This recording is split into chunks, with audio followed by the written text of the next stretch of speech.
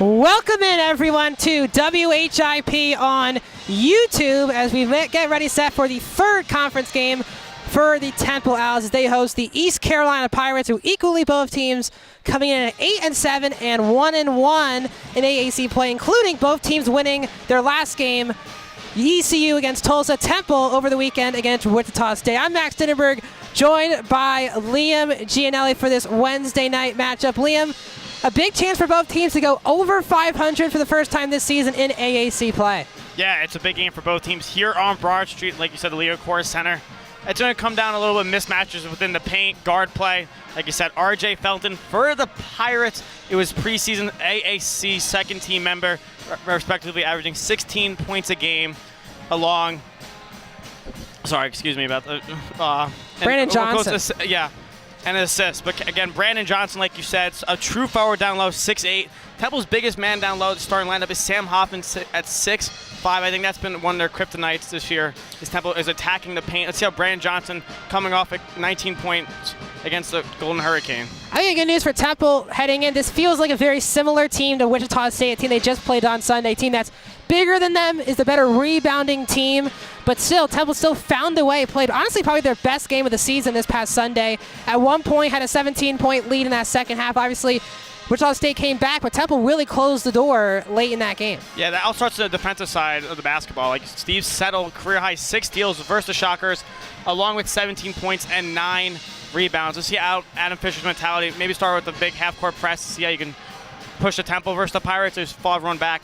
And Jaleel White not in the starting lineup for the second straight game. Yeah. Kind of trying to be that spark off the bench. He knows he's been in the team leadership. I like the idea from Adam Fisher. We saw it last year when Aaron McKee was running the team, took off Battle and Dunn off the bench. Maybe this is a little on spin on it. Jaleel White will bring that spark. Yeah, we were told before the game that all players were available, and there have been a couple injuries for this team. Obviously, Jaleel White coming back from an injury, but again, he'll still be off the bench. Zion Stanford's another guy who was a key part of this team first quarter of the season. Got banged up. He would come in here or there, and Adam Fisher said after the game on Sunday, it's just because he's precautionary, not pushing him, but the fact that they're all available, he could be a factor as well today. Yeah, Zion Stanford, true freshman, was getting all the love from all the student outlets, Temple News, WHIP, yeah. But even the team, he was really stepping up on a role that you wouldn't expect him to do in his first season as an Owl.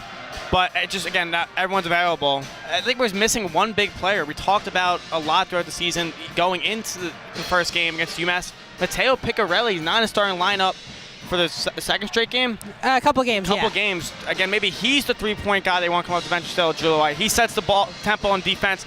Piccarelli, the three-point shooter that you wanted to come over from UMBC. Maybe he lights it up tonight on the scoreboard. The big takeaway from Temple's last game, Steve Settle put up 19 points, 9 rebounds, 6 steals. He was the only Owl player to play every single minute and second of that game on Sunday. Impressive performance. Hoffman got into foul trouble late in that game, but Settle stayed consistent. He was great on Sunday. Yeah, it's just all going to be how you match up against the Pirates. R.J. Felton, Ezra Assar, and Brandon Johnson all average double figures and over 13 points a game, respectively. 14.8, 13.3, 16.3. And Bobby Pettiford coming over from the Kansas Jayhawks. That's a Big 12 school. That's a national championship team, and came over to play for Michael Schwartz of the Pirates. Kind of tell you what they're trying to bring up here, and this could be the start of something running through the American if they win tonight against the Owls. Yeah, Pettiford, one of their more complete players, both passing, rebounding, and scoring. ECU, they're, as I said, 1-1. They're coming off a loss at Florida Atlantic, again, top 20 team at the time, losing that one by only 15, then winning a really tough game over the weekend against Tulsa. 5-point game. That was really much a tight game all the way until the very end, but ECU pulled one out. For Temple, they're coming off a tight loss at South Florida and then a win over Wichita State. And if you look at Temple's schedule, they can really get things going here based on their conference play schedule. A win today, move over 500, and could get things rolling here. Yeah, don't take any away from North Texas, SMU. SMU is about over 5 games over 500 respectively in the record, but 1-1 in the American. The American Conference losing, like you said, Houston, Cincinnati, UCF. Maybe they took a downturn, but the basketball standpoint is still high and alive. You want to talk about a 1-bid league, 2-bid league. The Owls down in Boca trying to tripping on their field a little bit, but get together.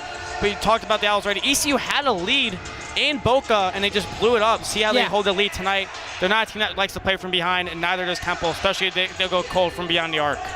Yeah, it's an ECU, another team that's also kind of been battle tested. They also played Florida on their schedule, so it's going to be an interesting matchup. But again, both teams are stuck at 8-7. The loser of this game is 500 on the season and below 500 in conference play. It does feel like a major hit for one of these teams. Yeah, no doubt. I think I'm a big believer in building your non-conference schedule as tough as you can, because you get into conference play. It's good. A lot of these conferences treat these conferences like it's a tournament game, and it might as well be. You get that 1 seed, let's say 6 seed over the 7 seed, down in Dickies Arena in Fort Worth come March. That could be a big thing. You get 11 seed, let's say USF.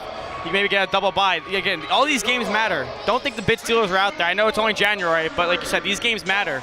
Going to games above 500, no doubt. So as Temple's lineups are being introduced, we'll tell you the lineups for today. ECU, Bobby Pettiford, who Liam alluded to earlier, with R.J. Felton and Cam Hayes in the backcourt. And then there are two pretty star forwards, Ezra Osar and Brandon Johnson. Again, 3 players in the starting lineup, averaging nearly 13 points per game. So they've scorers on this team. They're not a deep team as it pertains to scoring, but they have 3 elite scorers. For Temple, their same lineup for all 3 conference games. Hasir Miller, Jordan Riley, and Shane Dezzoni remain in the backcourt, and Steve Settle and Sam Hoffman are in the middle. And again, these both teams very similar.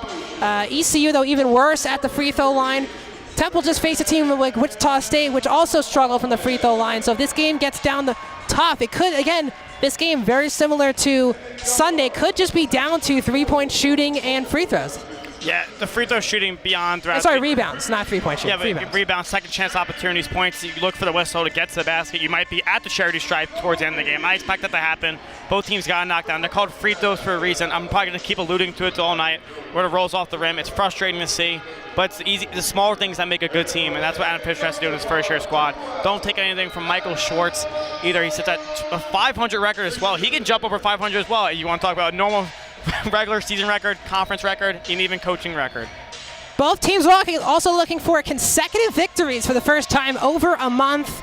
So last time Temple won consecutive games was December 10th with wins against Bloomsburg and University of Albany. For ECU, they haven't had consecutive wins since December 4th with wins over UNC Wilmington and UMES. So both teams are looking to get things going consistently for the first time in over a month. We are ready. The lights are on. It's time for hoops. Any major takeaways here early in the game that needs to for Temple to establish themselves early in this one? I would say get behind the crowd, but there is no crowd here. Students are still not in class session. We're the only ones really here, students. But if Temple again set the tone, set up a press, bring up the defense you had last week, have Steve Settle all over the court. He can do it. He's a true Iron Man. Hasir Miller's right behind him. But just know Jaleel White's on that leash, hang right by the coach the entire game. Temple is wearing all gray uniforms, and they'll face an opponent who's also wearing black for the second straight time. Yellow letters. Feels like the same uniforms where we were on Sunday with me and James. ECU will be going right to left to right will be Temple. And it'll be Brandon Johnson, the big center, the matchup of the game, Johnson and Settle. And they will tip things up, and we are underway for the Liacouras Center, and Brandon Johnson wins the tip, and Bobby Pettiford will bring it up, guarded by Miller. Again, right to left for the Pirates of ECU, who again looking for their first consecutive win streak in over a month. As R.J. Felton, the leading scorer, averaging around 16 a game. On the right side, nice cut and layup for Bobby Pettiford, and ECU's on the board. Yeah, cuts right to the basket. That's what I do. You give the ball up, cut right towards, don't look around, just don't play ball. It's a game. Everyone's going to touch eventually. That's the experience from Bobby Pettiford. That's too early for the Pirates. Jordan Riley coming off a weak game after a great performance against South Florida. He had 4 on Sunday. Dezzoni drives, looked like he got fouled. Miller moves it side to side. Open look for Riley in the corner. He drills a 3, and both teams have picked perfect ball movement here to start. Yeah, Bobby Pettiford kind of glanced at him, didn't really go for the shot, trying to let Riley take that all day. But if Riley's going to stay in that corner and nail his shots, that's a sweet spot for him. I look at from my eyes, and there wasn't going to be a green light, but it was. 3-2 Temple, just a minute into this one from the Liacouras Center. Another matchup to watch. Hayes throwing one up. Pettiford, nice catch and drive, and it does not go in. Tough rebound. There's 2 owls and 1 Pirate fighting for it. It'll be a jump ball. Possession arrow is towards Temple. Sam Hoffman's always down there in the paint, but he can never just grab it. He's always reaching for one hand, smack around. Grab it with 2, plants, triple threat, see what you can set up. That's Brandon Johnson, who's the lone Pirate fighting for it. 6'8", 222 pounds, fighting with Sam Hoffman, who weighs 280 pounds. So that's a big difference, and Hoffman did not take advantage. ECU with a little press as Temple controls the ball for their second possession of the game. Miller at the top key, dribbling to his right. Needs help, gets it in Shane Dezzoni. Dezzoni dribble handoff with Settle. Hoffman now at the three-point line, needs help, gets it to Jordan Riley. Riley drives, kicks to the far corner. Miller's getting trapped right away. Riley another look for three. No good. Rebound. It's Dezzoni, and he puts it in. Shane Dezzoni with a big-time second chance on offense. Yeah, Dezzoni does the little things on a team that makes you count. Rebounds. He's all over the court, like you said, Max. Defensively, he's going to be out there all late-game possessions. But the rebounds right there in the putback, that's what Temple needs to do. Dezzoni has been starting since conference play. Has been heavily reliant on the glass and extra effort plays. Pettiford dribble to the left, now in the post. Osar going up against Hoffman. Osar, tough fadeaway jump shot. It is going to roll in, but that's good defense by Hoffman. Yeah, Hoffman, he's built like a football player. He really is. Max lists off what he weighs. He's hiding everything, but that's what maybe the Fisher won, the kid from Brussels. They are trapping Miller every time he touches the ball. He gives it up, Settle driving, but he stepped out of bounds. What do you think about ECU just crashing the ball every time Sear Miller touches it? That's what you have to do. He's the true scorer on this team. He's, like I said, he plays close to 38 to 40 minutes a night. If he always looks towards the basket, you got to look at your other teammates and have faith in them. That's what Dallas got to have. That's where I'm going to be keen bringing Picarelli, bring another scoring option for Fisher's squad. 17:30 remaining in the first half. It's 5-4 Temple. Off of buckets by Dezzoni and Riley. Pettiford up top, now in the post. The Brandon Johnson matchup with Settle. Johnson on the block, kicks out, wide open three. Is good by R.J. Felton, the leading scorer at 16 points a game. Yeah, that's a mistake by Jordan Riley. I know you want to come to it, but you got to talk out as a team. You don't come running to the ball. You stay in the middle. Exactly why Felton's able to knock down the shot from beyond the arc. You have to pick your poison. Their two leading scorers just going a two-man game, and they left the one guy open. Miller not trapping him this time. Pick and roll with Hoffman. Now Riley top of the key. They're running a 3-2 zone, and it looks like Temple has no answer for it. Miller just throws up a floater, and it's good to go. Miller, one of his more efficient games on Sunday against the Shockers. Was that Miller? It looked like it was 55, Dezzoni. Oh, yeah, correct. Sorry, Dezzoni, who now has 4 points. Maybe it's the player you have to get going for Temple to have that little spark. We really didn't talk about him much, but maybe this is the Shane Dezzoni game so far. Dezzoni is another matchup, Osar and Hoffman. Tough bucket, no good. Rebound by Hoffman. Temple will push with Miller. As Temple leading 7, as it's tied up at 7 apiece. Riley cuts from the corner, and a left-hand layup is no good, but he was fouled. And it's our first foul of the game with 16:21 remaining, and Riley will have to give Temple the lead. Maybe Jordan Riley has the only exception on this Temple Owls team. Maybe in Division I, you never get the ball to the corner in a 3-2 zone, 2-3 zone respectively, because that's where you get trapped. You have to feel force timeout. But just the raw athletic ability that Riley brings, got through that step so quick, is able to get the whistle. I'm going to see if Temple utilizes that, running him the baseline as well, from the left side corner, in front of the ECU bench as well. Riley has struggled at the line this year, but he connects on the first one. Cam Hayes the foul. And there's going to be a substitution for ECU. And Caleb LeCount is coming into the game. The sophomore from Los Angeles is in the game. Taking out Bobby Pettiford, who looked like had the best start, driving and cutting on offense. I don't know how you've been a big fan of the subs, Max. Kind of like hockey subs sometimes. Everyone's coming out different possessions, such 3 lines of 3s, 4s. I don't know if you're a big fan of how deep the Temple bench is when it comes to substitutions, but I think it's all about game plan. You don't need to force people in there. If you're trailing, scoring drought, I understand that, but keep what you roll out there. That's chemistry. Riley connects on both. He has 5. Dezzoni has 4. For the Temple's 9 points, they lead by 2. As a 3, again for Felton, no good. Rebound by Dezzoni, who is everywhere right now. Miller will push, Settle, a long 3 in transition, no good. Dezzoni flies in and puts it in. What a start for Dezzoni. Yeah, ECU's not even following him. Everyone's looking at the basket, the ball. You got to keep an eye on one player, and Shane Dezzoni, I'm surprised he didn't slam that one down and try and get the Liacouras center on their feet, but 2's good enough. It's a 6-0 run for Temple for this 4-point lead. At the top, Osar taking on Hoffman. He's thinking about this for a while. Spins again. The right hand layup is good. That's a nice move by Osar. He's averaging 13 points a game. Yeah, both teams really working through the paint. I know Temple took that ill-advised shot from Settle down in the last possession, but even Dezzoni's working the paint into the free throw line. Osar, if that's going to be there all day, that spin through, utilize it. 11-9 Temple. 15:20 remaining in the first half. Temple with the ball. Riley, he's driving in. He throws up, nice pump fake. Open floater is strong. And the rebound brought in by Johnson there. So now pushing back the other way is that's a 3 ball for ECU. It's no good by Cam Hayes. Rebound by Settle. Temple coming back the other way. First kind of string of misses by both teams in a row tonight. Miller gets a screen. Miller wants to score. He drives in. Left-hand layup is short. Good contest there by Osar. Yeah, Miller, beginning of the season, he takes that left-hand layup with his right hand, but went up strong with his left. It's just unlucky basket at the rim. As we're now past 5 minutes in, as LeCount is in the game, being called short by the Temple band here today. Top of the key, Brandon Johnson. LeCount, that's a three, wide open, it's no good. Rebound, it goes out of bounds, and that will take us to our first media timeout. We'll take a break. Temple leads by 2 at the Liacouras Center.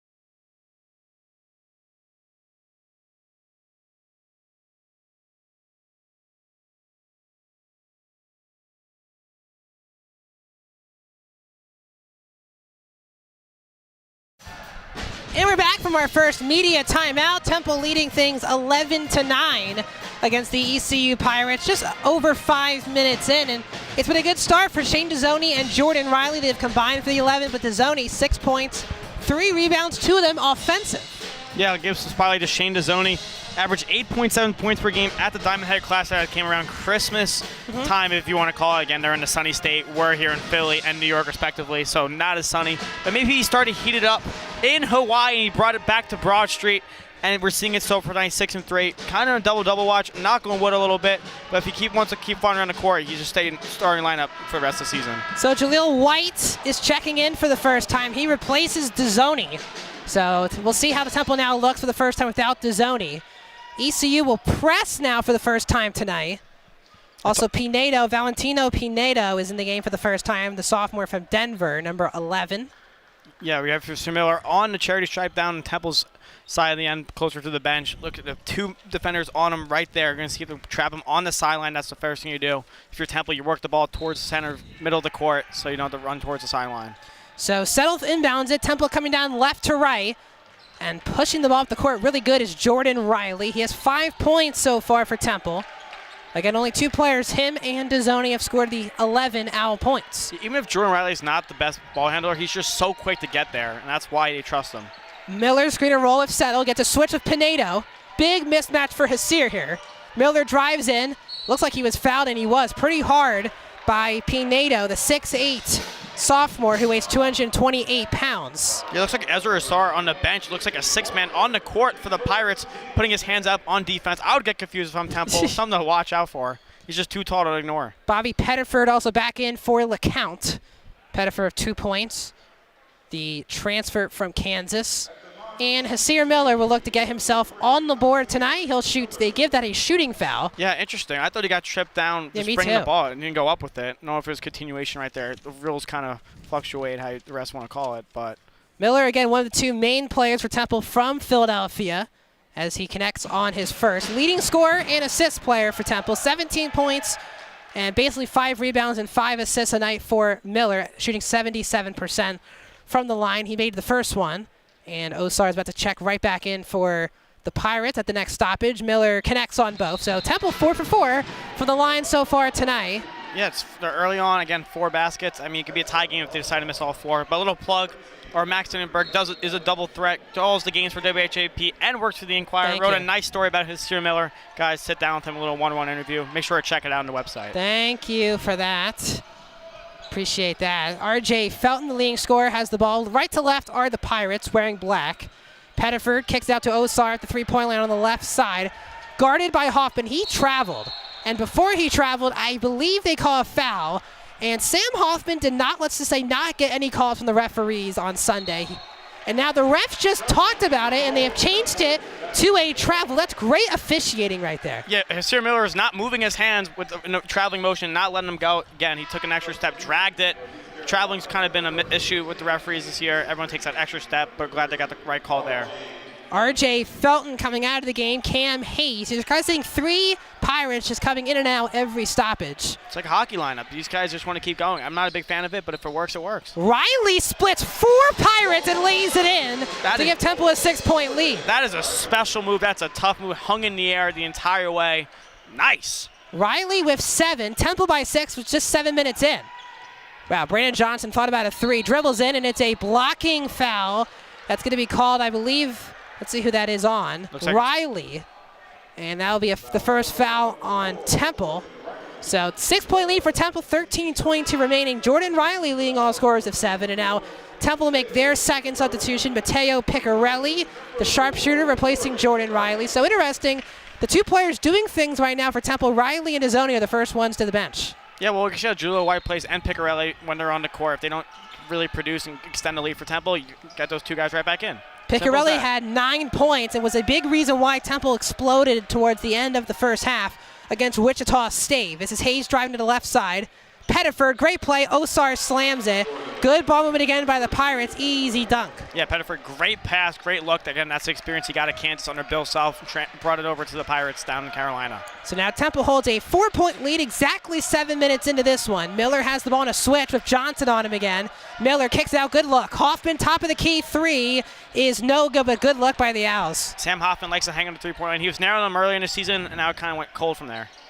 As the Pirates regain control of the ball. Hoffman made the big 3 to give Temple the 3-point lead with a minute left against Wichita State. Hayes, open jump shot, is going to roll off. Rebound by Settle, his 2nd rebound of the game, coming off a 9-rebound performance on Sunday. Miller, top of the key, 3 is no good over Brandon Osar.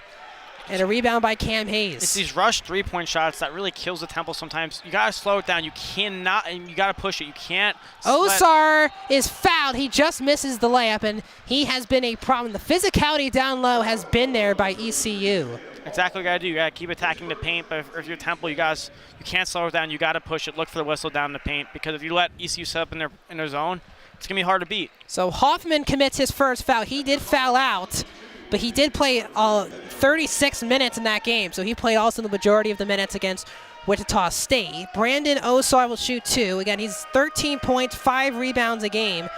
He is only a 65% free throw shooter, and he connects on the first. And the same subs usually coming back in. You have R.J. Felton back in for ECU. Shane Dezzoni is back in for Temple to take out Sam Hoffman. So we have not seen Zion Stanford yet. We'll keep an eye on that throughout this one. Been battling an injury, and we were told all of them players are available, so we'll see if that comes true. Osar connects, so Temple's lead is down to 2. We have 12 remaining in the first half. Temple's biggest lead has been 6. Miller has the ball at the very top of the key. Small lineup for the Owls. We'll see how they go with this, with Settle clearly the center. Miller drives in, Left-hand layup is good. Good take by Miller. Exactly what you got to do. You got to work to the paint. You can't just set up looking for the 3 ball. Great, excellent take by Miller. Got to keep doing it all night. Temple leads 17-13 over the Pirates of ECU. Very early into this one. As Cam Hayes kicks it. Oh, it's a steal. And it's going to be an easy slam dunk for Jaleel White. His first bucket and shot of the game. Yeah, visible frustration by Michael Schwartz on the ECU bench. I thought he was going to call a timeout right there, but Jaleel White, that's defensive ability. Just jumps the pass, slams it down for 2. White has missed 10 games this season. Trying to get him back in form. LeCount kicks it out. We also have Felton, Hayes, and Richard for the first time out, the number 50 for ECU. It's a 3 by LeCount. And wow, it's a bad foul. He was fouled by Miller attempting a 3, which will take us to another media timeout. The Owls are up by 6 at the Liacouras Center.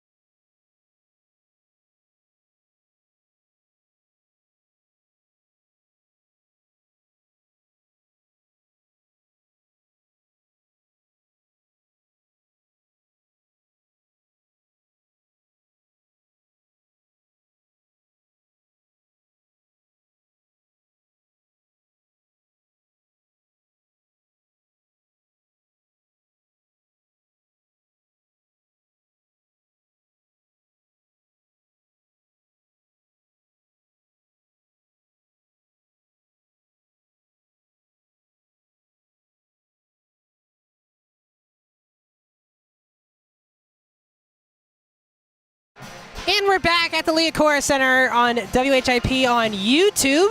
I'm Max Zinnerberg, joined by Liam Gianelli as the Owls and the Pirates' exact record, 8-7 and 1-1 in conference play. Temple with a 6-point lead, nearly 9 minutes into this one. Moments ago, Hasir Miller fouling a 3-point shooter and 3 free throws coming out of this media break for the Pirates. Yeah, Hasir Miller on the foul did not let him land it. A lot of people just jump into it, but his hand grazed him as he went down. Kind of a little bit of a ticky-tack foul by the ref. But his opportunity to cut the lead to 3. Not a lot of 3-point shots opportunities so far by both teams. Combined 2 of 9 from beyond the arc from Pirates and Owls, respectively. So it'll be Caleb LeCount who will shoot 2. LeCount only averaging 4 points a game. Could get 3 after these 3 free throws. And the first one is good. Scoring-wise, Jordan Riley leads the way for Temple with 7. Ezra Osar leads it with 8 for the Pirates. He's been an issue for the Owls. Temple with no subs out of the media timeout. Same lineup as well for East Carolina. LeCount, 2 of 3, misses the third one, so it's a 4-point Owl lead. I almost said it. I almost said LeCount's not going to miss this one, but he missed. I thought it. He was 90% coming into the game. Miller, he had great chemistry with White on Sunday on the pick and roll. We'll see if they do that again. White trying to dribble in on LeCount. somehow gets through 3 players. Now Miller controls, kicks it to the corner. Dezzoni for 3, no good.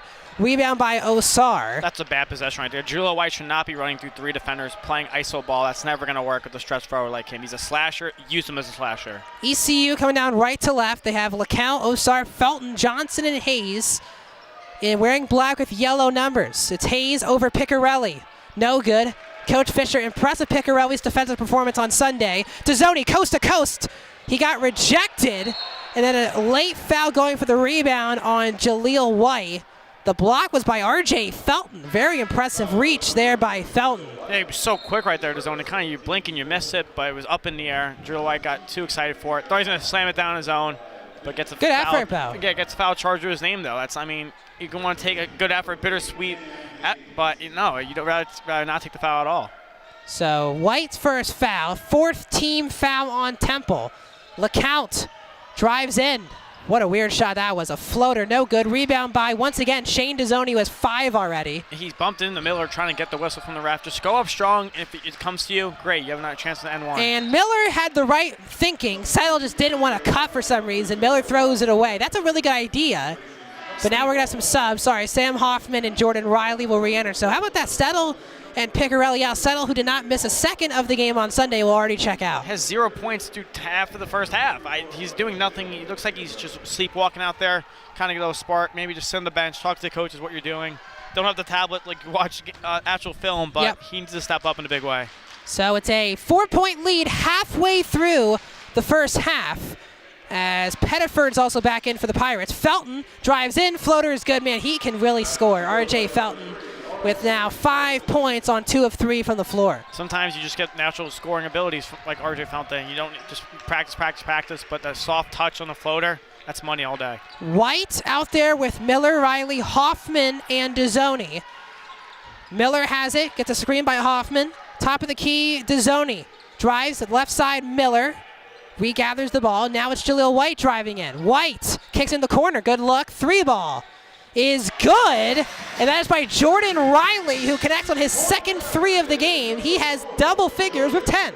Yeah, I think you still need a shooter in this lineup. I don't know how you're going to rely on Jordan Riley knocking down these shots when he's not really that 3-point guy.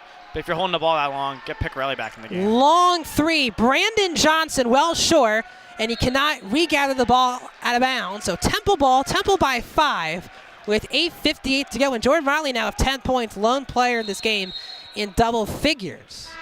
As another sub, Pinedo back in, replacing Osar. It's going to be a big chance for Temple with Osar taking a C. Temple can kind of extend this lead. Again, their biggest lead has been 6 in this one. So Temple will bring it up back on the court. Hasir Miller, only 4 points on 3 shots so far for Temple's leading scorer. White, dribble handoff. White. One-on-one kicks it out. Hoffman now. Riley from the corner cuts in. Had Dezzoni. It's off of Temple.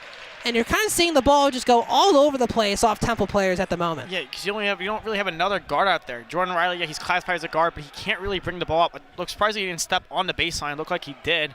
It's just another missed possession right there. I think you need a true guard. Bring in Steve Settle or Mateo Piccarelli. Temple's only 3rd turnover. Only 2 for ECU. Mostly a clean game.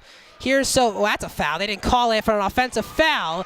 Instead, it's R.J. Felton getting another bucket on a fadeaway jump shot. Yeah, Felton's nearing in double figures already in the first half. Getting a little push-off right there, but the rest are going to let it play. Dezzoni wants Hoffman in the post. Not there. Left side, Jaleel White. Coming down left to right. White trying to regather the ball. He has Pinedo on him. He wants the matchup. White in the corner to Dezzoni. Dezzoni drives, kicks at top of the key, White. White for 3 is no good. Offensive rebound by Riley. Oh, he didn't get it in time. Pinedo took it from him, and ECU will go the other way. If I'm the Pirates, I'm letting Jaleel White shoot that all day. Back off, cover someone else. It's going to be a 5-on-4 basically, because he's not going to shoot the jumper 1 foot from beyond the arc. Pettiford just steps into an open 3. No good. Rebound. Who got it? It comes out to Jordan Riley, who's pushing it coast to coast. Riley, all the way, right-hand layup is good! What a bucket by Jordan Riley, who's got 12. Yeah, sometimes when you're playing pickup basketball, that's called jelly. He hung in the air for a little bit. That's just amazing. Nice soft touch off the basket. Give me 2 more for Riley. A lot of just get the rebound and go buckets for Temple tonight. You have to. Temple by 5 with 7:20 to play in the first half. In the post, Felton, and that's a blocking foul. That's a big call because that is number 2 on Jordan Riley, which is a big call for Temple. We'll take a break. Riley is leading the Owls into a 5-point lead at the next media timeout.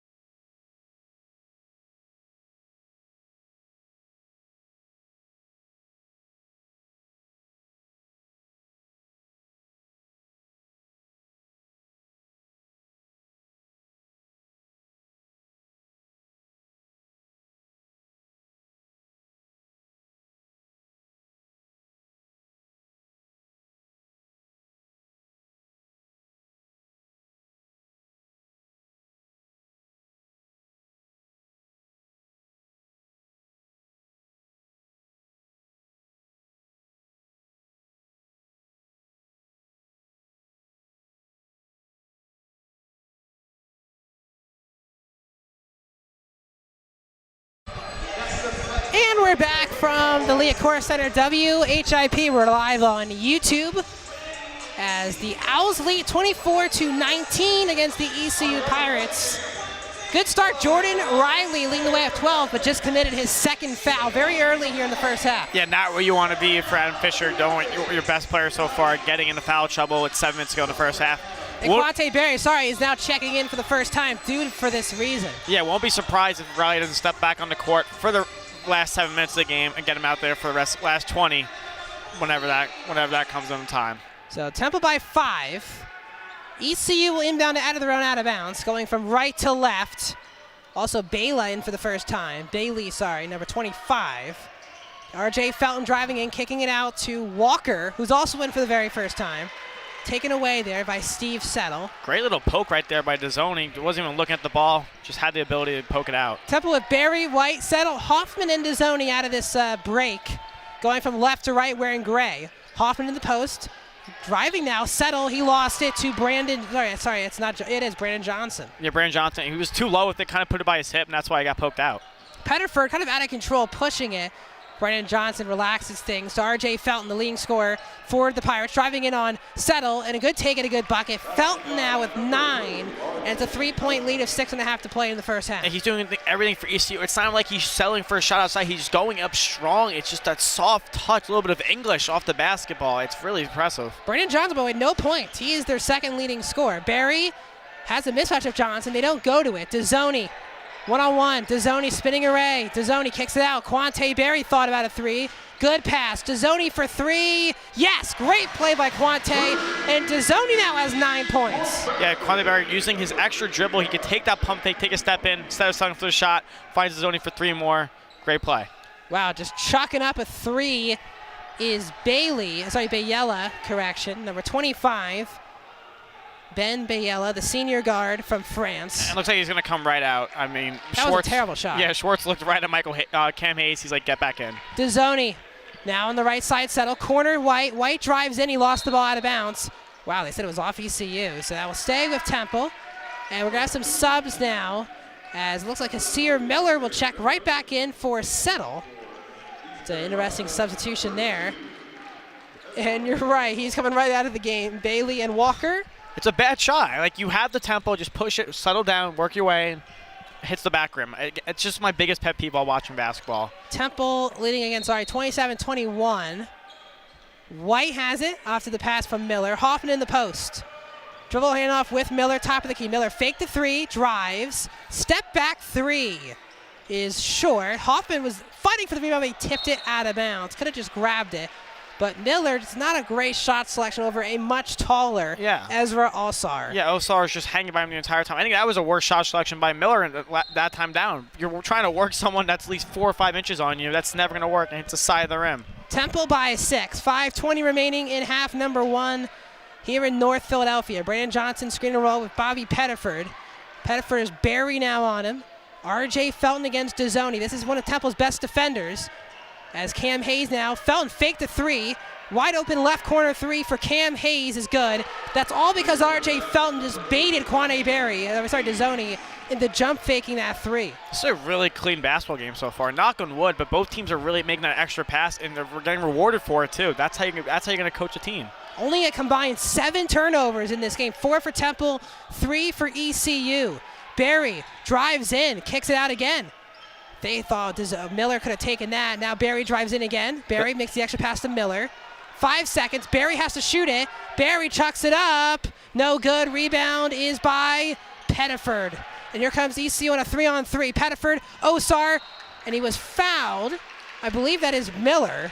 Yeah, Miller got his hand. And if it is, that is his second. Yeah, Miller got his hand up right. Just a little smack on the wrist. Temple's top 2 premier scorers, Miller and Riley now, both have 2 fouls.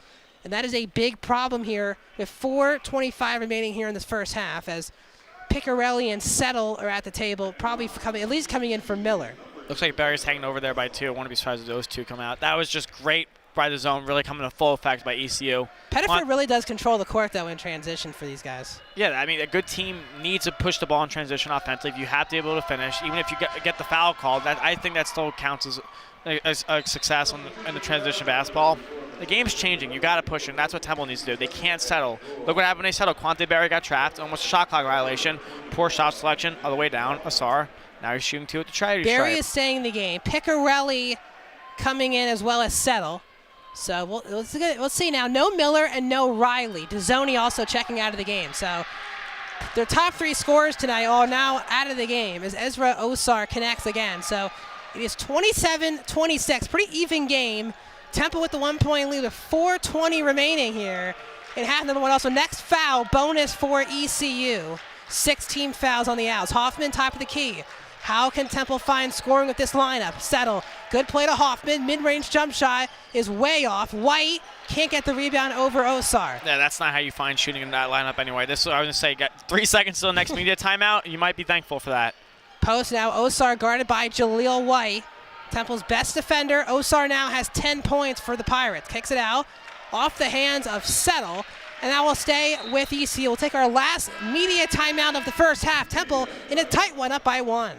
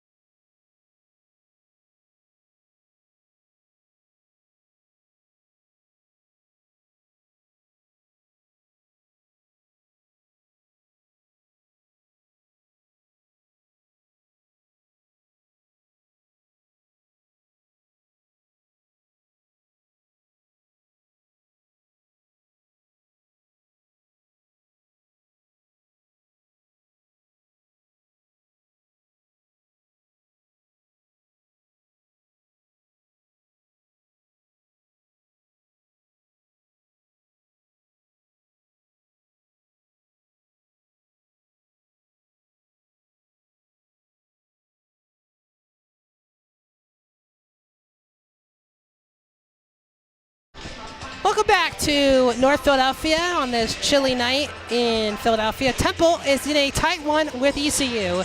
It is 27-26 Owls. To give the Owls credit, they have been leading for the majority of the game, but it has never been by a lot. 6 was the most. That was just moments ago. So 27-26, and it's been a battle as we are now on the Jumbotron here. That's a first. You know, there's no one here in the arena. We have to be put on there. We have to be put on. I mean, we are on the screen. We have friends who are running the cameras. So, you know what we do. And the WHIP members, Andrew Mayo, Nick Parr, who are also part of the commentary teams. So, guys, thank you for that if you're listening. Make sure to put on Johnny and everyone else on the other side, too. Yeah, they should. We got to be even. Why is it just us? That We're was working, great. too. My heart kind of stopped. My heart stopped. His heart stopped. I hate. That's my worst fear, being win the Jumbotron. But my worst fear is going to be Temple extending the scoring drought now over 2 minutes with their top 3 scorers not on the court. No. So his last 3:50 in the first half, which could be detrimental. Yeah, Temple keeps this line out. Now they're playing some zone now. Barry, Picarelli, Settle, Hoffman, and Jaleel White are the Owls in gray. Oh, nice tip by Barry, but Osar saves it for ECU. With the shot clock expiring, ECU misses a 3. White jumps so high in the air for that rebound. I cannot believe how high he was. I think he can clear me just standing still. Yeah. That was, again, but he's just smacking the ball. Grab it with 2 hands and bring it down. Pettiford, Osar, Felton, Hayes, and Walker, the 5 for ECU. Temple coming down left to right, they have the ball. Quante Berry. White dribbling off with Settle. Settle is kind of stuck in the corner. Now back to Berry. Hoffman, top of the key, 3. Is no good. Rebound easily for Osar. And Hoffman is now 0 for his first 3 tonight. Everything that I said to do. Don't go in the corner. Don't shoot ill-advised threes. It's all happening that possession. This is going to be the problem. In the post, Felton against Picarelli. Feels like a mismatch. Barry tries to help. Good help defense by Barry. Tips it to Settle. Barry pushing on a 2-on-3. Settles back to Settle. He almost threw it away. Settle keeps it. And now Temple can finally break out of themselves. 2:40 remaining in the first half. Temple by 1. Barry gets 2 screens. He's been really all over the place, too. Good start for Quante. Jaleel White has it. White is fouled by R.J. Felton. And that is the 5th Pirate team foul. Yeah, kind of a bailout right there from the foul. Temple had still nothing going off offensively. You're down by 1. I don't think it's a bad thing to put Miller or Riley. Just tell them to back off on defense. Someone picks up someone else. But again, it's just a little concerning now because if you go down going into the halftime tunnel, is the team really want to be trailing with everyone in foul trouble? Jaleel White has the ball. He drives, kicks to Settle in the corner. Settle drives in, top of the key. Barry, step back, thought about a 3, will just chuck it up. Now it drills it. Quante Barry for a 3, and Temple leads by 4. Yeah, there was no confidence in that shot. He's kind of just like shooting and pray. He got knocked down, so now the lead, like you said, is 4. Barry has been efficient since he has entered the game. But we're talking about no really offensive players out there. Where is Zion Stanford in all this? Oh, and Pettiford. Temple, just keep 1 sec before we get to that. Pettiford drills a 3. Temple continues to go underneath those screens, and Pettiford obliges again for 3. Yeah, both teams end their scoring droughts right there. Both were coming in under over 2 minutes. Temple over 3 minutes. But like Zion Stanford, where is he in this time? He must still be injured. Is the only guess I can. Trapping Barry. Osar commits the foul, and if it is, that'll be his first foul. You have a little over 90 seconds and change. I don't think there's a problem throwing him in there. If you're really that scared of injury, it's a win or an injury. The zone is going to be the first one to check in. Yeah, DeZoni's going to come back in the game for Picarelli. Picarelli hasn't even attempted a shot in 6 minutes. Nothing on the stat sheet for Mateo. So, and DeZoni's been really good. 9 points, 5 rebounds for DeZoni, who's been really effective since entering this Owl starting lineup. He's open for 3, and a good job by Pettiford getting right back towards him. Hoffman, top of the key, dribble handoff with DeZoni. DeZoni has Osar on him. White lost the ball. That is White's fault. DeZoni wanted to get Hoffman in the post in the mismatch. And now a push-off foul by Hoffman right in front of the ECU bench. I don't know why everyone's huddling. Oh, maybe there was a timeout by ECU on that. Not a foul on Hoffman. It's the user or loser timeout going into halftime. Yeah, there is. There's a timeout. We're going to keep it here, though, as there's 88 seconds remaining here in half number 1. Temple is up 30-29, but it does seem Jaleel White is a bit lost out there here in this first half. They're playing good defense on him. He is not an offensive player. He's a guy that can be used in transition going up strong. But putting him in the corner, that's like their worst nightmare as a coach, and you don't want to burn a timeout, 1 or 2 especially when a close game like this when you might need to drop a play. But I brought up Zion Stanford, Max. What's your views on that? Why is he still not I believe playing? he's still injured. I think he's dressing, and I think he's out there if necessary. I don't think Fisher is pushing him at all and just letting him rest at this point. He's dealing with a minor injury, but they've tried to put him out there for 5-minute increments per game, but that really hasn't helped him. Do we know the full extent? No. Fisher's kept that private, so again, I'm sure he'll be asked post-game, and we'll see about that again. So it was not a foul on Hoffman. It was a 30-second timeout because Felton was trying to save the ball. He was going to fall out of bounds. Go timeout call. That's basketball IQ right there. That's great awareness. ECU has not led since 17-19 in this half when it was 7-5. They have a chance with a bucket here to take the lead. It's 30-29 Temple. They have the ball going down right to left. Pettiford kicks it to the right side. That's a travel. They didn't call it on Hayes. Pettiford drives in. Hayes, the floater, is good. ECU has the lead, 31-30 with now 60 seconds remaining. Max, I would love to see you as a referee. You always got the foul, travel, all that. You know I'm right. Yeah, I know you're right. When we're not calling the game, I hear it from you too.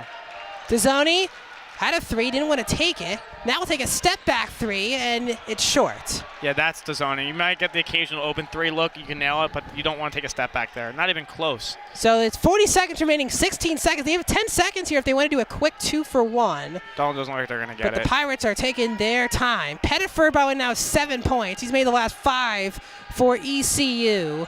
Off of screens, R.J. Felton guarded by White. Brandon Johnson guarded by Settle now in the post. Johnson trying to muscle up Settle. Johnson for the three-point line all the way to the paint. Puts up the touch shot. It's good. Unbelievable effort by Brandon Johnson. That strong finish. That's great. Not really extending his arms, so he's not called for the push-off. Just bodying him down low. 10 seconds out. 5 seconds for Temple. Last shot. White drives in. He is fouled by Osar, which will be his second, which is a big call. Sorry, his first foul. Correction, first foul. Yeah. And Jaleel White will shoot 2 with 4.9 remaining on the clock. Look at Osar's hands were up the entire time when he went up for it. Didn't bring him down on White to get the foul, but I guess there was a little too much contact right there. Let's see if White's able to capitalize. So Jaleel White, who is now 1 for 2 from the game, 3 rebounds and an assist with a steal, will shoot 2. And White connects. White now up to 77% this season, which is a lot better than he was last year. Anything helps. Again, now, I don't know why. Fisher's calling everyone back. I mean, they're going to dribble. You don't want to walk ECU into a bucket. With that bucket, by the way, White stops a 7-0 run. He misses the second. 3 seconds left. Up the court is Hayes. He's locked up by Dezzoni. This half-court shot by Dezzoni is off the mark. And that is the end of half number 1. Liam, any final thoughts? That's why you called everyone back. You question why Fisher was bringing everyone back to not get a shot up because they're not going to chuck it from half court in this 4 extra seconds. They kind of got the 2-for-1, not really. But Temple overall got to make sure to pick Riley and Miller on the court for the last 20 minutes of the game no matter what, because you saw the offense fluidity just went down the drain. Yeah, Temple played well, but the moment Riley and Miller were out of the game with 2 fouls, ECU has taken over this game. They lead by 2. We'll be back for second half action.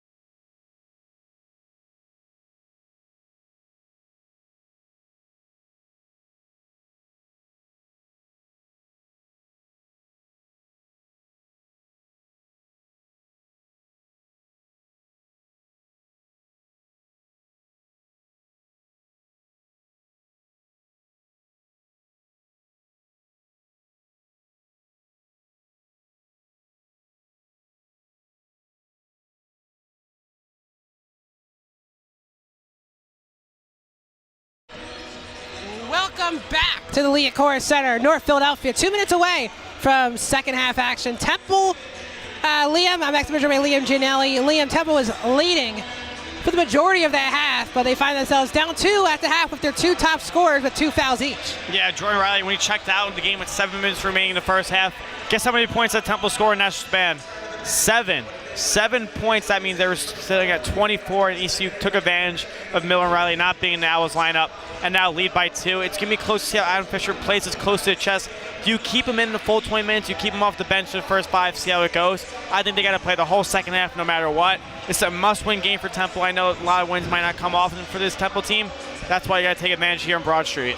Yeah, it's a big win again. Both teams are not for sure anyone viewers-wise. Both teams are 8-7. And 1-1 in the American Athletic Conference. Both teams coming off a win.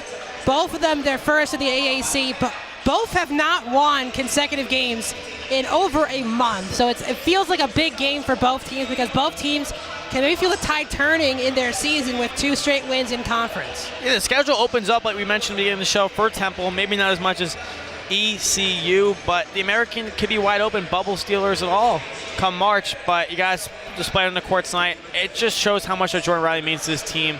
A lot of people don't like his game because he's his raw athletic ability. Maybe he doesn't have the basketball IQ yet, but this is where the times you come in these close games, see him run the baseline, take it to the basket.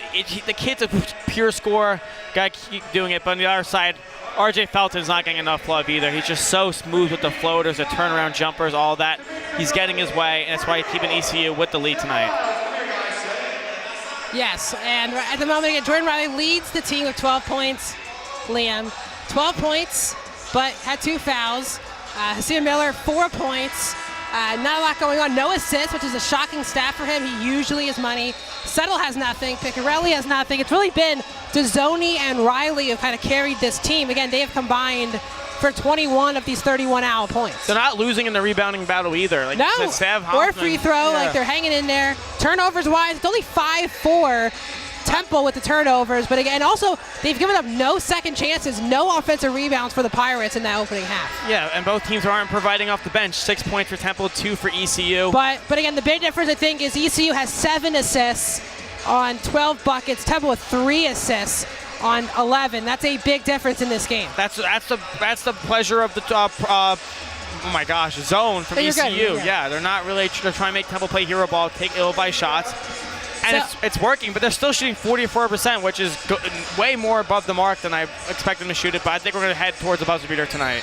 Well, I feel like it. We are. The biggest lead was a 6-point lead for Temple midway through half number 1.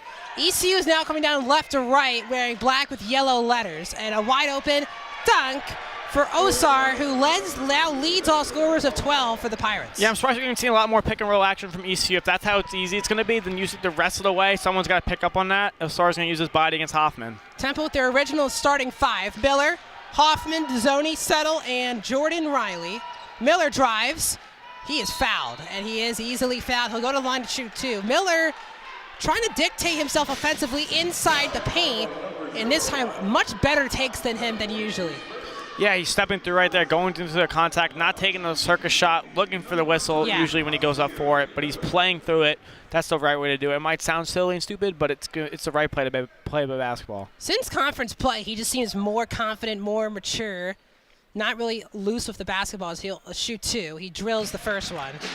You mentioned that point. It's a long season. These players develop through each game. You learn stuff. You break down the film. You listen to the coaches, the other players, what you do right, what you do wrong. And it's not just an off-season thing. It's a game by game situation. And talking to Hasir last week, it's a different role.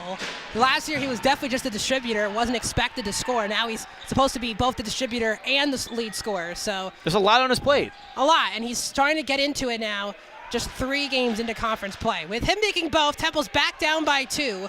19:15 left in regulation. Here is Pettiford, left corner 3. Brandon Johnson misses it. A shocking stat.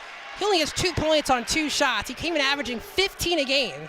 Only has 2, so Temple's done a good job there. Still 19 minutes to play. He could get hot in the second half. Dezzoni, left side, Settle. Now in the corner is Jordan Riley. Dezzoni left open for 3.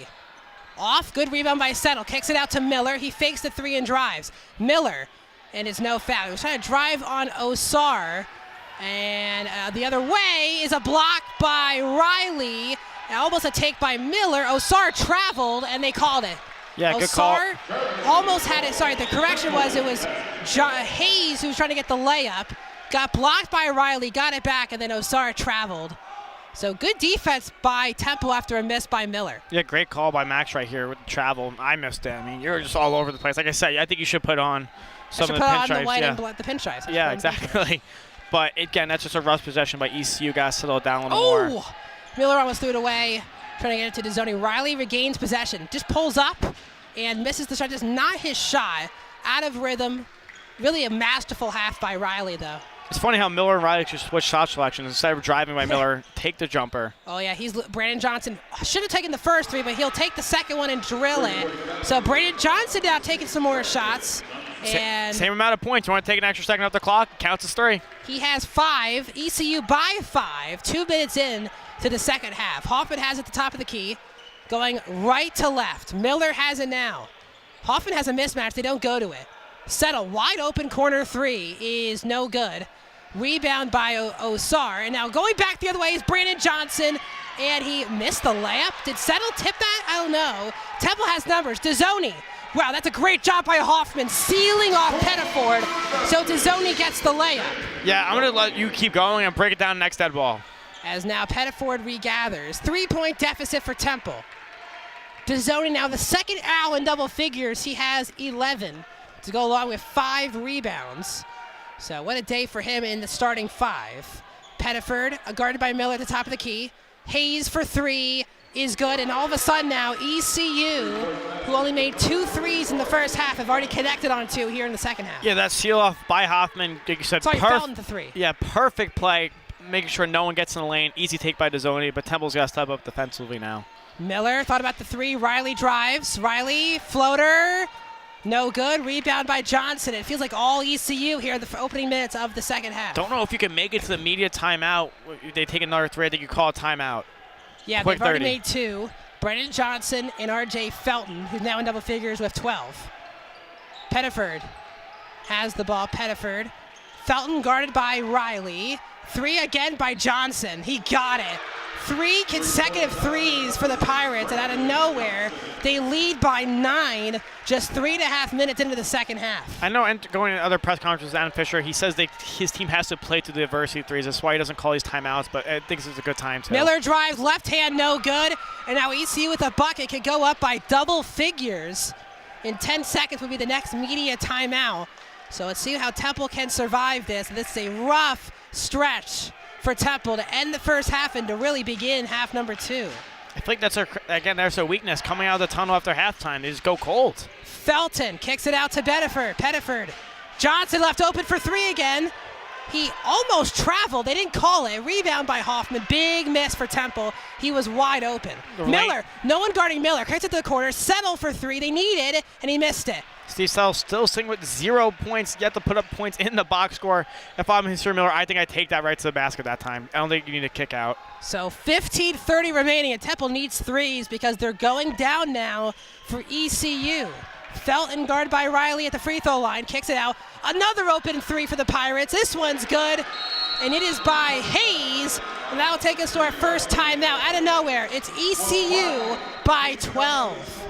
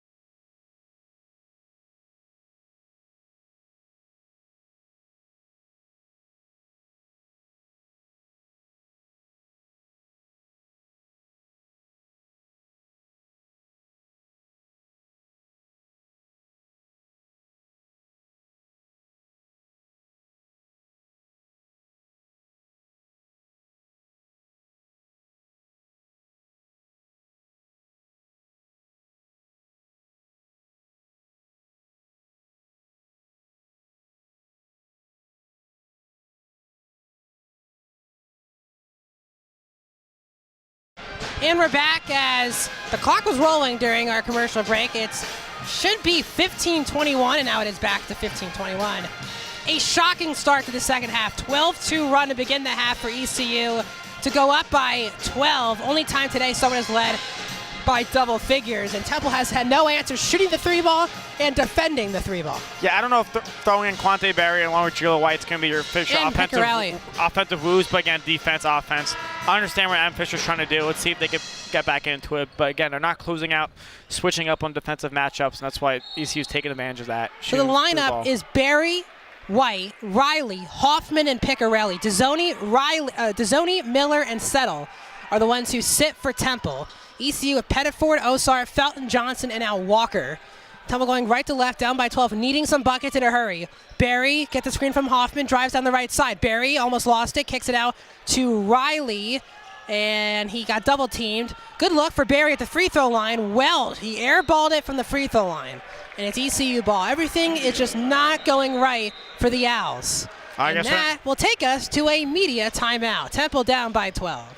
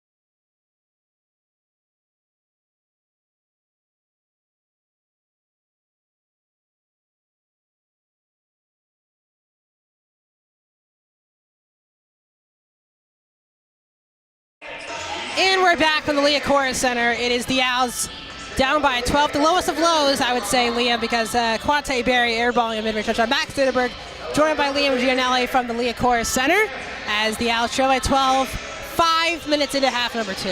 Yeah, Quante Berry had the best look probably all night for him, and just airballed a foul line jumper. Like summed that whole night up for Temple. That means it's not going well. Just this close to cutting the lead, cutting back into it, extending it, and just falls short, kind of the expectations so far this season as well for the Owls. Again, the dance cam's on right now. I'm scared we're going to be put on it. I'm just nervous. I know. But also, Temple only has 4 assists. I mean, that is a low number. Yeah, compared to ECU's 12 on our team. They're just pushed. They really can't break a zone, Temple. And the lineup they have out there right now, I don't think they're going to be able to add to that assist total. It's the same lineup that Max listed off. Piccarelli, Julia White, Sam Hoffman, Jordan Riley, and Quante Berry, respectively. Yeah, so no Hasir Miller, which is interesting. Still has 2 fouls. We've had 1 foul, that was ECU. Right now they have Osar and Felton who have 12 points. Big difference, though, too. 4 threes for Temple, 7 for ECU. Yeah, that's 9 points. ECU's made 5 here in the second half. Yeah, they're getting hot at the right time, especially something probably go up. But they're getting good looks, too. It's not like they're chucking up and like, oh, they're getting lucky. Yeah, but now you got to chip away if you're Temple. Look by the minutes, try to get to a circuit point at a certain time. Because this game is far from over. We've seen both these teams collapse late in games this season. So we're far from over here from North Philadelphia. Pettiford going left to right are the Pirates down our end. Pettiford, and he has Osar, didn't find him. Corner is RJ Felton. Osar in the post against Hoffman. 10 on the shot clock. He lost it. Good D. Hoffman has been solid when he's been put in that situation.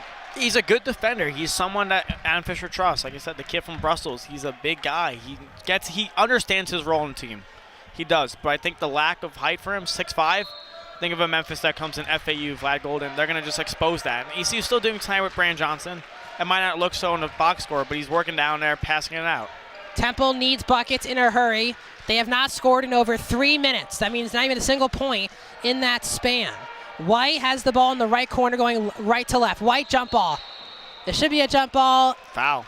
Oh, they called a foul. Yeah, ECU's looking right over us. Like that, I don't like that call. I mean, White, they're going to call it on Pettiford, which is going to be his second. So first foul, second foul on ECU, and Temple get the ball out of bounds. Again, 9-0 run in this scoring drought that has been for Temple. I mean, that was a 3-point game at that point. Barry inbounded to Hoffman in the corner, right back to Quante. Never go to the corner in an inbound play. That's an awful draw up. Riley hands it off to Jaleel White. White pick and roll. White has it against Osar. Spins, throws up a tough shot. Fouled and one. That's exactly what Temple needs, a tough grind-out bucket, and White delivers. That's Jaleel White's game right there. Don't take him beyond 3-point. Get him around the free throw line, inside the paint. He's able to go strong with it and get the whistle. That's how you utilize Jaleel White. Not from outside the arc, but moving inside. Hayes back in now for East Carolina. The foul was called on Osar, his second, so now him and Pettiford have 2 fouls. So no one over 2 fouls, but each team with multiple players of 2. White drills the 3-point play. And it's back to a single-digit game now. So let's see if Temple can settle in with a little full-court press. Down by 9. 14:05 to go in the game. Don't know if you want Piccarelli out there in a full-court press. Kind of the liability on He's also defense. guarding at the moment Hayes. Hayes who has 6 points for the Pirates. Pettiford, Osar, Felton, Johnson, Hayes, all players with under number 10 on their numbers. Johnson needing help, hands it off to Osar. Don't want those 2 guys both at the 3-point line at the same time. Osar hands it off to Hayes. Hayes driving in on Piccarelli. The floater is no good. What a rebound again by Jaleel White. Great pass ahead to Riley. Riley against Felton. Riley missed it. Follow is good by White. What a sequence for Jaleel White. Jaleel White starting to heat up. Maybe this is where Temple Dirge, like you said, chimes back in. That's a great offensive transition. It all started with that White pass and the athletic ability by him. Temple is down by 7. Good full court pressure there. Barry on Pettiford. Now it's Johnson. Pettiford driving, as now it's going to be Felton having the ball. Johnson in the corner. Johnson will post up Riley. It's a mismatch. Johnson, easy layup. It's too easy. It's a mismatch. That's where Hoffman has to come over. And after being quiet, 2 in the first half, he has 8 already in the second half. 9-point Pirate lead. We have 13 minutes to play. Hoffman to Riley. Riley screen and roll with Hoffman. Riley fakes it. Hoffman's open. 4-3. Missed it. Oh, good board by Riley, though. Offensive rebound. Riley, the left-hand layup is no good. The follow, no good by Riley. And Temple goes 0 on 3 attempts. Kind of a flip-flop by Brandon Johnson, Jordan Riley. All good looks at the basket, but instead, why is he tipping it up like a volleyball? Just grab it and go up strong against the backboard. Now Jaleel White is on Brandon Johnson, so Temple trying to adjust there. Here is Felton, tough shot. Goes in for R.J. Felton. That turnaround jumper is crazy. Follows through with it. That's a great play by Felton. And the 5-0 run responded by a 4-0 run for ECU. Just when you thought Temple was chipping back in, it's back to double digits. It's 11. Barry drives. Barry all in him. He's fouled with 12:06 to play by Pettiford, which will be his 3rd foul, which is a big 3rd foul. Pettiford, when ECU is playing good, he is leading the charge. He's got 7 points and 5 assists. That's a big foul for ECU. He's the definition of a team player. Like you said, he might not do a lot on the score sheet, but he still brings to the table 7 points, he facilitates the ball, 5 assists. That doesn't go acknowledged again, and that's how he's adding to the team assist total. And Barry misses the first free throw. This has been a problem for Temple as Jaden Walker enters the game, number 21. Also, Steve Settle is now back in for Temple, replacing Sam Hoffman. So Barry missing the free throw. Temple today is 8 for 10 for the line, which is usually good for them. Barry splits it. He's going to come out. Hasir Miller will re-enter the game. 10-point game, 12:06 to go. This is a big situation now for Temple. This probably will be their best lineup for the rest of the game. They'll obviously make changes, but this is a good lineup for them at the moment. Riley with Miller, White, Piccarelli, and Settle. Definitely the most offensive lineup. We'll see how that turns into anything for Temple. As ECU has with Osar, Felton, Johnson, Hayes, and Walker. Felton guarded by Riley. Another fadeaway jump shot short. Good defense by Riley, and White gets the rebound. Yeah, great closeout by Riley. Got his hands right in his face. White coming down the lane. He's got fouled. He got bumped pretty hard there by Brandon Johnson. That will take us to another media timeout. Temple trying to claw away, down by 10.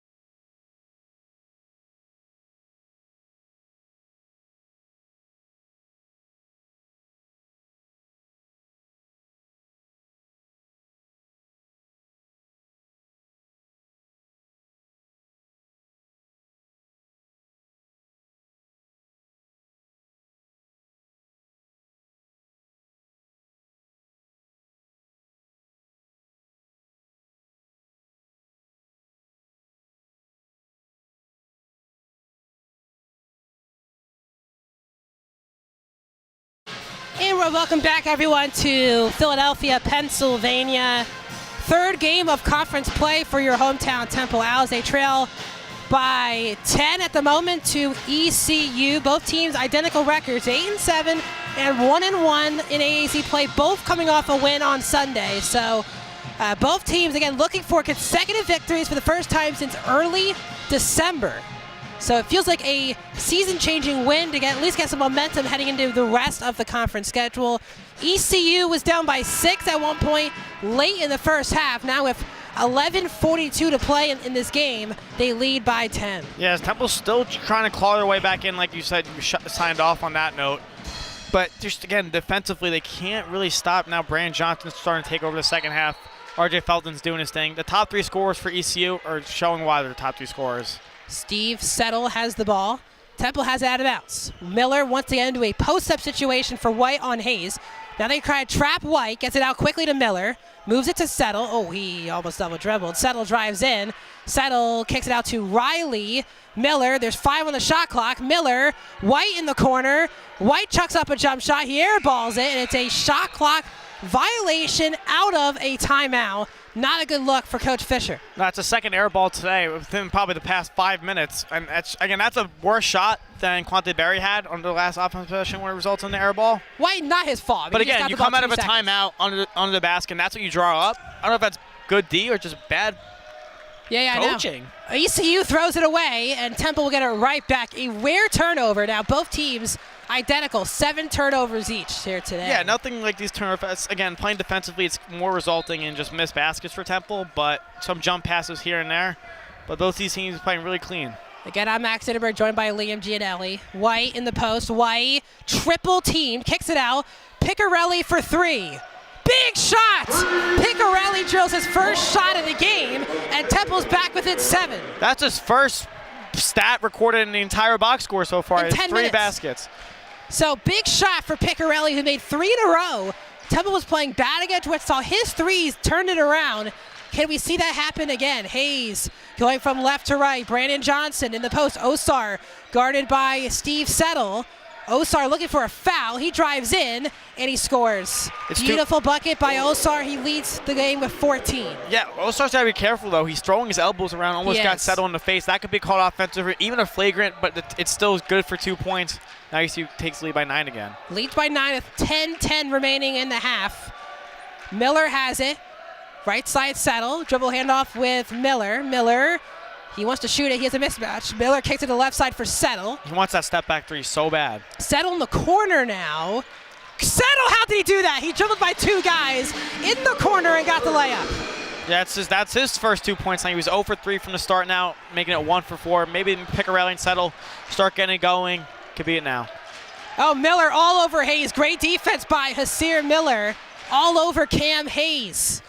As Hayes has it with 15 now on the shot clock. Under 10 minutes to play in regulation. Temple now needs stops. Hayes, he walked. They didn't call it. Driving in is Walker, and he gets the floater. That's a tough shot by Walker. But the whole Temple bench was on their feet wanting to travel. Yeah, but ECU's still not cutting now. Whenever they gave the ball up in the first half, they're cutting to the basket. That's why they got the easy backdoor layup. They're not doing the same thing now, but Walker's just able Miller to get drives. the hook shot. Picarelli fakes the 3, wide open.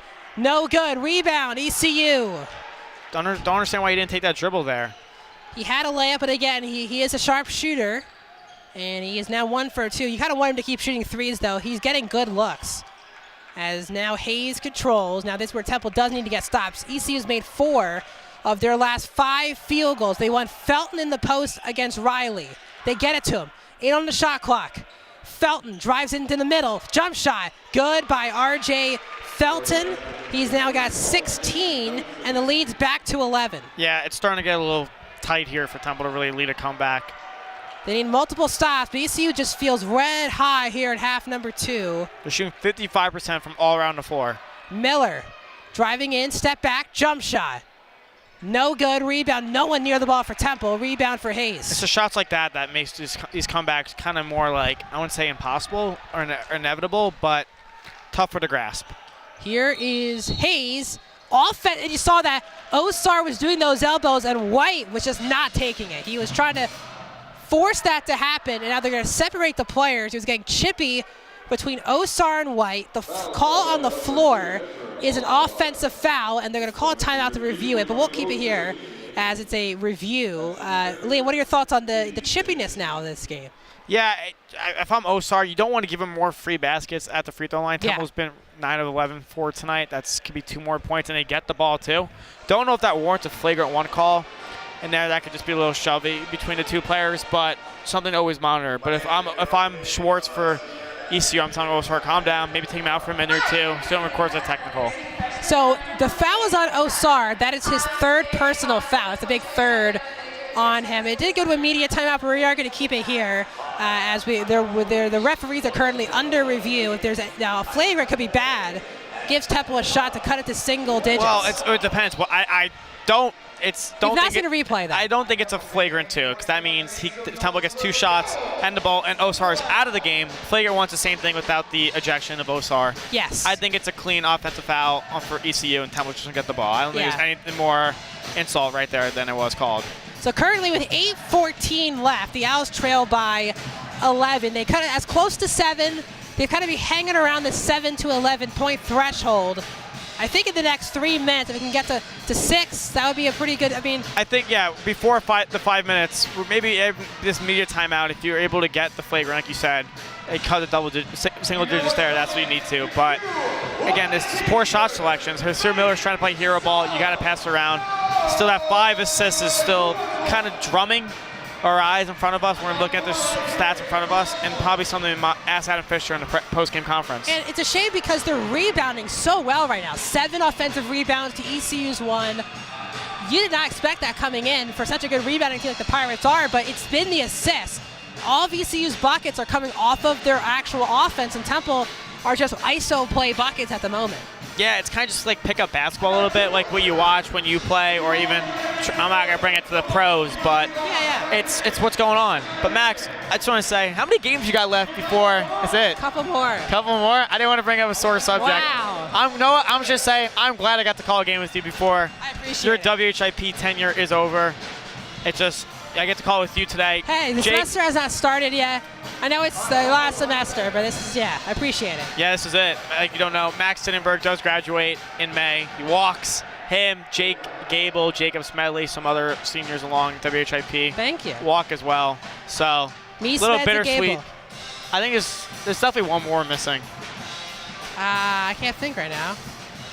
I don't know, but Ramir Vaughn just graduated, so I mean, the timeout is over. Before we start talking about me not being a kid anymore, it's 6 months. You weren't a kid a while ago. Well, I'm just, You're 21. Okay, well, that's fair. Okay, that's fair. That's fair. So, we're back out of this timeout. Now, I don't believe there's a free throw because, it's not. It's just a common offensive foul.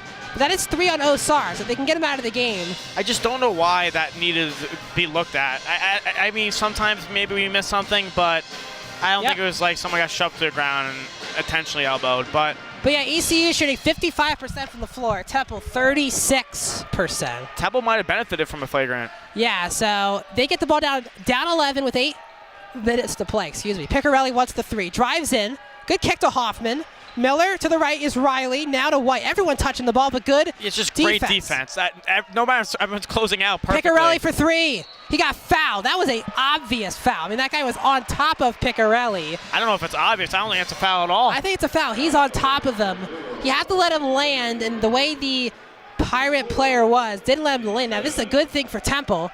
Piccarelli will shoot 3. It feels like Piccarelli every game will get fouled from 3. It's kind of an amazing gift he has. I really think every game I've watched or called, he's got a 3-point. I feel the same way. Because he does it where he leans into it. Yep. Again, he didn't do it there, but sometimes in transition. He did not lean into it. He was not looking for the foul on that shot. Piccarelli connects on the first one. Again, Piccarelli was a starter. Now he's been moved to the bench. But he's kind of been liking this role, and it feels like it's fit him perfectly as the sharpshooter off the bench for this team. He's an 81% free throw shooter, which is the best on this team. And he hits the first 2, and now it's back to a single-digit game with 8 minutes to play. This is a big sequence now. 8 minutes to play, they're going to at least be down by 9. I don't think it benefits him as much as people think because I think he's the type of player that needs to get going early. Piccarelli hits all 3 free throws. Money for Mateo. And now it's an 8-point game with 8 minutes to play. This is doable for the players wearing gray tonight. It is Osar, Felton, Johnson, Hayes, and Walker. The lineup for the Pirates going from left to right, down our end. It is Hayes. Good help by Hoffman. Osar. Oh, and Riley commits the foul. Now, he can't lose it. And that was a great job by both Hoffman and White telling him to settle down. A T is not good when you're down by 8. That's Temple's first foul of the half. That is a 13 crazy minutes stat. in. Closing in at 13 minutes, a little bit. Well, Temple's in the bonus because there's 17 fouls on ECU. That could be beneficial for the Owls, too. But Hayes found him a little too late, had him wide open under the basket. They almost had that. Out of the inbounds play, it is Walker. 3 for Felton. Yes. And the 3 connects for RJ. Sorry, that's for Hayes, correction. And it's back to an 11-point game with 7:20 to play. Temple's going to either have to make 3s or this game's probably over. Riley thought about a 3. Riley kicks it. Piccarelli for 3. Air ball. Hoffman trying to tip it. There's a foul on Hoffman. And that was just not a good shot from Piccarelli.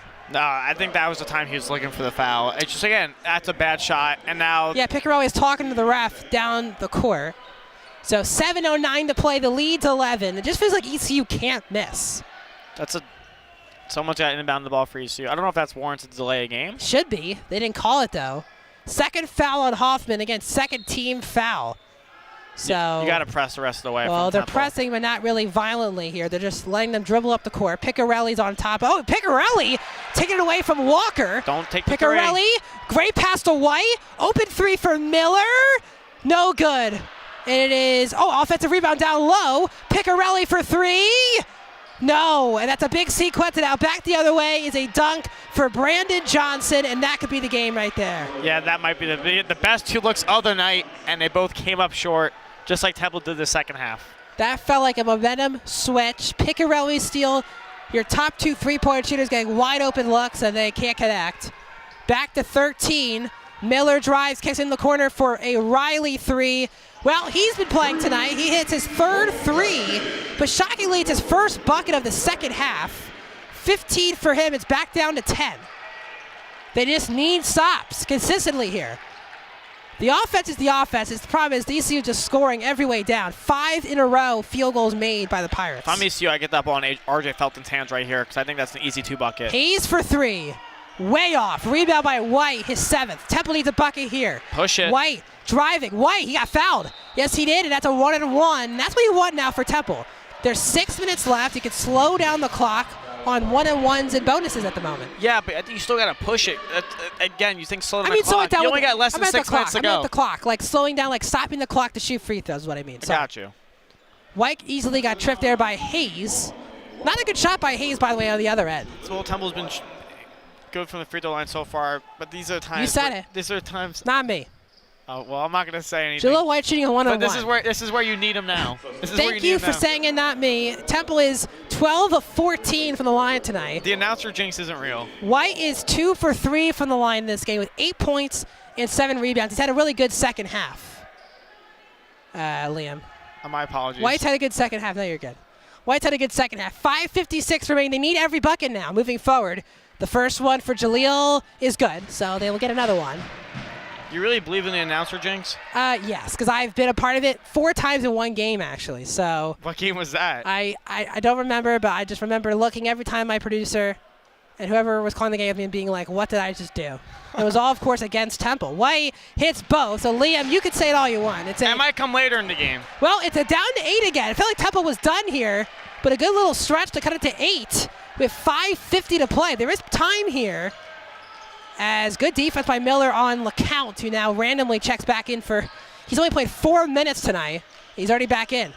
Brandon Johnson, good help by Miller. It's a mismatch. It is, though, and that's why Johnson goes into the post. He needs help. There's the help from Riley. Johnson to Azor, and he got fouled. Osar got fouled by White. That's good patience by Brandon Johnson, he's felt like the most complete player on this court tonight. Yeah, he has. It gets a good look right there. Take their time. This is where the team, ECU should start chewing the clock. Also, they all have 3 fouls. Temple's going to have to start fouling a little sooner if they have to play the 1-on-1 game. So that's something to monitor. Free throws for Osar. He is 4 for 4 from the line today. 5:29 remaining, up 8. It's not a 1-on-1. He's shooting 2, and he drills the first one. He was a 65% free throw shooter who's now 5 of 5 tonight. So he is going against the grain in that respect. As this could, again, these free throws are huge here down the stretch. ECU 7 of 8. So both teams who have been really bad on the line this year are connecting tonight. One more for Osar, who has 15 points. So the make here would tie his teammate RJ Felton of 16. And he does. So 16 for each. 10-point game, 5:28 to play. And Temple has to push it here. They don't have tons of time. Miller will push, and he lost the ball right away. And he fouls Osar. No one forced that turnover other than Miller. Yeah, that's just a bad play by Miller. He's trying to do too much, dribbling. Instead, just take it 1-2 steps right through the paint. Don't need a crossover. It's not going to work, and that's why it's poked away. 5:23 to play. By the way, that's 3 fouls now on Miller. You might get fouled out. Him and Riley both have 3. If it gets under 4 minutes and you're chipping back at like 6, you might have to start playing fouling. And Miller all over LeCount. Going from left to right. Brandon Johnson at the top key. Felton posting up White. This is a good matchup. Felton, tough shot. He got it. That's been his shot. The mid-range jump shot, and it's back to 12. 18 for Felton. It's that turnaround jumper that he probably works on every day in practice. Everything warms up. So Temple needs now a lot to go right. Riley drives, and now Miller almost threw it away again. He goes off of a Pirate. He was looking for a cutting Jaleel White, and he was not there, but luckily a ECU player tipped it. And it just hasn't felt like Temple's had any momentum in half number 2. No, I think if you hit a 3 right here, you call a timeout instead of the defense. White, top of the key. Miller now. Trying to get Hoffman in the post. Miller drives, back up top for White. White drives, tough bucket, man. He's playing some good basketball here the last couple of minutes. White now has 12 and 7 now. Yeah, Adam Fisher put his hands up looking for the foul. Surprised he didn't call it, but Osar had his hands up the entire time, kind of pushing into it. If anything, Osar flops, it could be an offensive foul. 4:20 to play. 10-point lead for ECU. Top of the keys Johnson, now here's the Felton post up. Riley's now guarding him. He backs it out. Good defense by Riley. Here is Hayes against White. 5 to shoot. Hayes kicks it. Brandon Johnson, wide open three. He got it. That might be the dagger right there, Max. And a timeout is going to be called. We'll take a break. ECU leads by 13.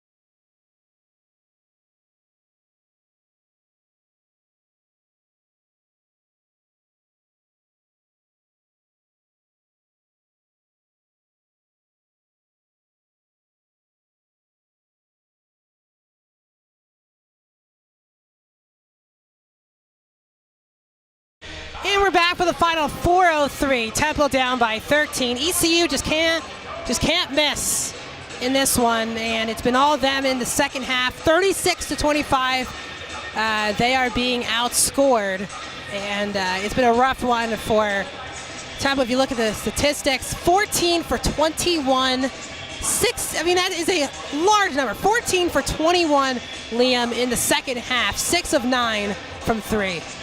Yeah, I mean, it's hard to just come out of halftime and get hot. You don't really see that more often. You see it in the closing minutes of a second half. But I guess ECU kind of did the impossible and did what they had to do. They had good looks, good opportunity. If you run a game through R.J. Felton and such, LeCount was out there sometimes. But Osar and Brandon Johnson. Talk about someone showing up in the second half. Mentioned Shane Dezzoni came up on the Jumbotron. Now he's in now. As the player of the game, but he really hasn't been out there. But you're bringing him in 4 minutes. You need offense. I don't think it's his time to come in. He had an excellent first half, 9 and 5.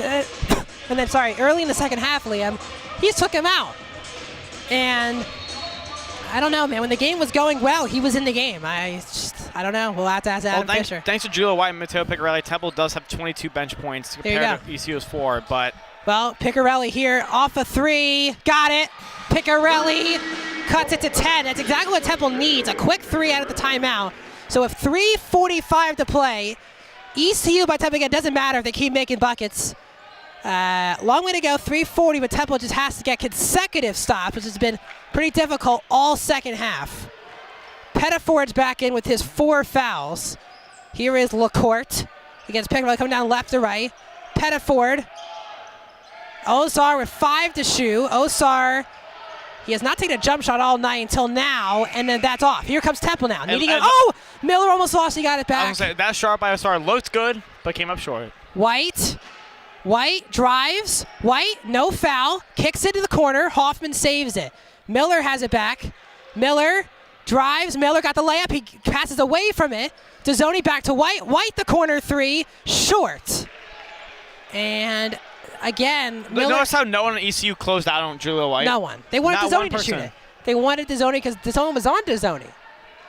2:48 to play. 10-point lead for ECU. In a game that Temple was leading for 95% of that first half. A late run by the Pirates has, since the end of the first half, has gotten them completely back in this game. Osar against White, the layup's good. 12-point game with 2:28 to play. I think that's just pick and roll. They did at the beginning of the first half, and now they're doing the second half. 8 of 10 of their last field goals. That came at a really crucial time under 5 minutes. Miller has the ball.